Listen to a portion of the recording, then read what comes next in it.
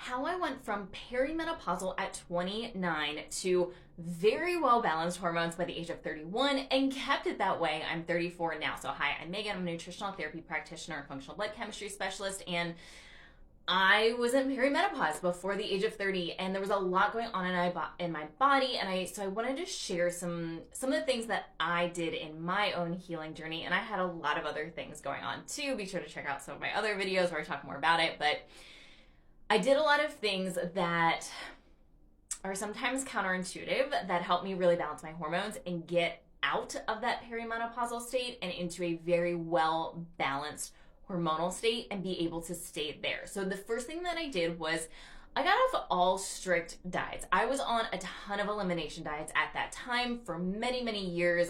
Everything from low FODMAP, low histamine, AIP, you name some of the stricter elimination diets. I was on all of them for my gut health, and it was so restrictive and caused so much food anxiety. And I wasn't nourishing. I wasn't getting the nutrients that I need. I wasn't getting the calories that I needed. And that played a big role here. So feeding my body appropriately, especially with protein, higher protein played a really, really big role. The next thing I did was a lot of liver support. So I had signs of higher estrogen levels when I did a lot of my testing. I was carrying a lot of weight and excess weight in my hips and thighs. Now I am shaped where that is a main place, but it was excess for sure. And I had like extra cellulite coming in that wasn't my normal. And that can be a sign of estrogen dominance. So liver support, I did castor oil packs, coffee enemas, sauna. I did some supplements, but it was a lot of like liver supporting activities, Epsom salt baths, dry brushing. All of that was really supportive in balancing hormones and helping my liver get out the excess. The next thing I did was stop all intense workouts. Yes, I was still strength training, usually 1 to 3 times a week. I was keeping my heart rate low. I was not overdoing it for my body. It was appropriate for me. And then I was walking. I stopped the HIIT workouts. I stopped the crazy fasting, cardio workouts, all of that kind of stuff. I stopped, and that brought my stress levels. That helped my hormones come back to a more optimal state. And then I had big things going on. I had heavy metal toxicity, specifically aluminum and mercury. I had a chronic Epstein-Barr virus, and I had a parasite overgrowth issue.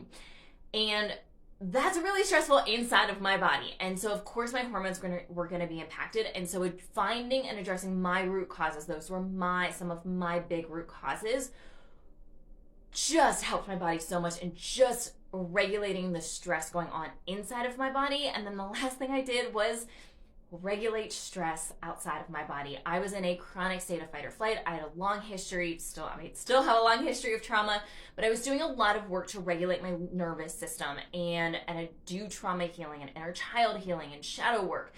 And this makes a really, really big impact on our hormones, because if we're in a chronic state of fight or flight, that's going to impact your adrenals, especially if you are entering into perimenopause, into menopause.